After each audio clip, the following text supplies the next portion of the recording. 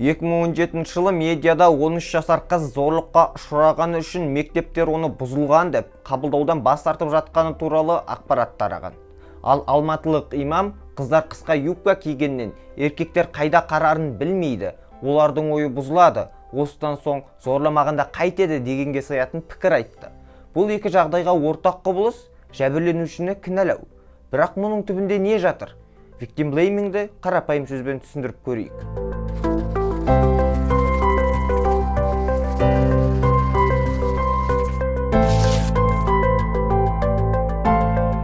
Victim blaming болған жазатайым жағдайға не қандай да бір қылмысқа жәбірленушінің өзін айыптау, кінә тағу. Зардап шегушіге мұндай жауапкершілік арту қоғамның, заңгерлердің, медицина қызметкерлерінің, психикалық денсаулық саласы мамандарының, медиа не туған туыс, дос-жаран тарапынан негатив реакциясы арқылы көрініс табуы мүмкін.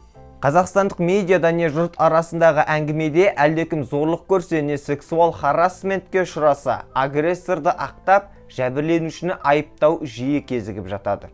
Victim blaming ойдағы адам аргументін қысқа киінді, өзі сұранды, түнделетіп жүрген өзі кінәлі, тана көзін сүзбесе бұқа жібін үзбейді деген тіркестер арқылы негіздеп нықтағысы келеді. Зорлық, зомбылық пен сексуал харассменттен зардап шеккендер қоғамның қысымы мен өзін айыптаудан, ұят деген түсініктен қорыққаны үшін көбіне бұл жайында айтпайды. Сондықтан да мұндай жағдайлар жабулы күйінде қалады. Атрибуцияның фундаментал қатесі.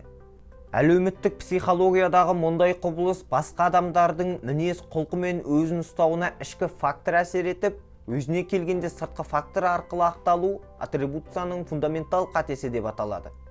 Мысалы, сіз жұмысқа кешігіп қалсаңыз, кептелісті жолда кезіктіріп қалған танысыңызды айыптауыңыз мүмкін. Бұл сыртқы фактор. Ал әріптесіңіз дәл солай кешіксе, оның жұмысқа селқос қарайтынын, көп ұйықтайтынын ойлауыңыз мүмкін. Бұл ішкі фактор. Бұл жерде оларға әсер ететін сыртқы факторды елемейсіз. Егер басқа адам сексуал харассментке ұшыраса, дәл солай. Олардың өзіне айып тағуыңыз содан. Ретроспектив көзқарастың бұрмалануы. Психологияда ретроспектив көзқарастың бұрмалануы деп болып кеткен оқиғаны болжай алатындай көрінген кезді айтады. Мысалы, өзіңіздің басыңыздан сәтсіз жағдай өтсе, сіз оны алдын ала білуіңіз керек болғандай көрінуі мүмкін.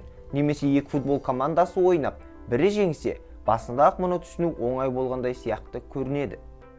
Зорлық пен харассменттің құрбандарына да солай айып тағасыз. Кештетіп жүрмеу керек еді, ол мұны білуі керек еді деген секілді сөзді айтуыңыз мүмкін.